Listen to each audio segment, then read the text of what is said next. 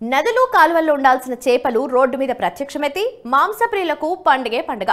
ఇక వందల ఖరీదు చేసే చేపలు ఫ్రీగా దొరికితే జాతరే. సరిగ్గా అదే జరిగింది మహబూబాబాద్ జిల్లాలో. చేపల లోడుతో వెళ్తున్న లారీ బోల్తా పట్టడంతో వాటిని ఏరుకునేందుకు జనం పెద్ద ఎత్తున తరలొచ్చారు. రోడ్డుపై చెల్లాచెదురుగా పడిన చేపలను ఏరుకొని సంచుల్లో వేసుకుని తీసుకువెళ్లారు. మహబూబాబాద్ జిల్లా మరిపెడలో చేపల లోటుతో వెళ్తున్న లారీ బోల్తా పడింది. ఖమ్మం నుంచి వరంగల్ వైపు వెళ్తుండగా ఈ ప్రమాదం జరిగింది. ఈ ఘటనలో ఒకరికి గాయాలయ్యాయి.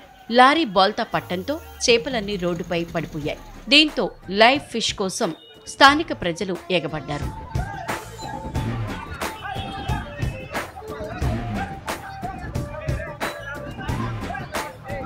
నదుల్లో ఉండాల్సిన చేపలు నడి రోడ్డు మీద కళ్ళెదుటే నాట్యం చేస్తుంటే వాటిని చూసిన జనం ఎందుకు ఊరుకుంటారు, పోటీ పడ్డారు.